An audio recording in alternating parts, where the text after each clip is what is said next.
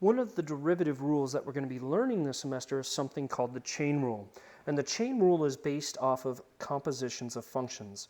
Composition of functions is something that you should have seen in a college algebra course. So what is a composition of functions? Well, if you remember what a function is you throw something into the machine and it spits something out. So what's a composition of function? It just means you have more than one machine. You throw it into the first function, you get something out. Whatever came out, you throw into the second function and you get something out. That's called a composition of functions, just tag teaming multiple functions together. So here's the notation, f composed with g of x. That little circle is called the composition. You would read it as f composed with g of x.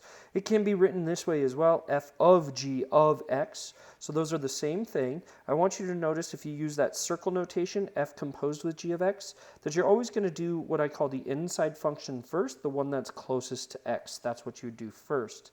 And I do want you to note that f composed with g of x means we're plugging the function into g first. So you would take an x value, you would plug it into your g machine first, you would get something out, and then whatever comes out of that, you would plug into f and see what comes out, which is absolutely not the same thing as g composed with f of x.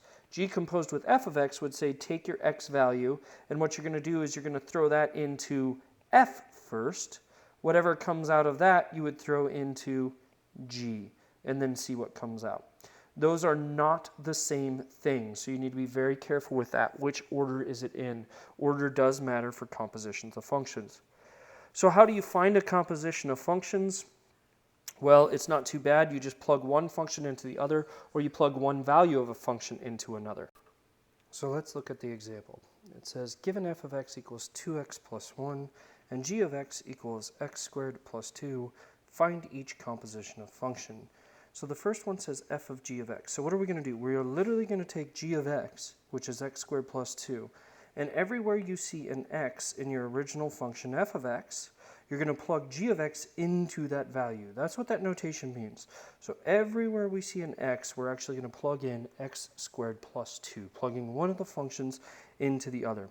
So f of g of x is f of, well, g of x is x squared plus 2. So this would be 2 times, and then again, instead of x, we're going to put parentheses and plug in whatever they told us to plug in. Well, they told us to plug in x squared plus 2. Let's go ahead and simplify this by expanding it out, distributing that 2. We'd have 2x squared plus 4, and then we have our plus 1. Combining like terms, we'd end up with 2x squared plus 5 as our final answer. Let's go on and look at g of f of x, and this is what I was talking about earlier, is does order matter with compositions of functions? And the answer is yes, most definitely it does. So g of f of x would be going the other direction. It would be taking f of x and plugging it in wherever you see an x into g of x. So really what we're finding here is g of, well, f of x is 2x plus 1. Again, anywhere we see an x, we're going to plug in 2x plus 1. So looking at that, g of x is x squared plus 2. Wherever we see an x, we put parentheses. We plug in what they tell us to plug in, which is 2x plus 1. You need to be really careful when you square a quantity. Remember, we actually have to FOIL out here. This is 2x plus 1 times 2x plus 1. You cannot distribute the power. You always need to FOIL. So what's 2x times 2x would be 4x squared. Then we'd have 2x times 1, which is plus 2x. 1 times 2x, so that's plus 2x. 1 times 1 is plus 1.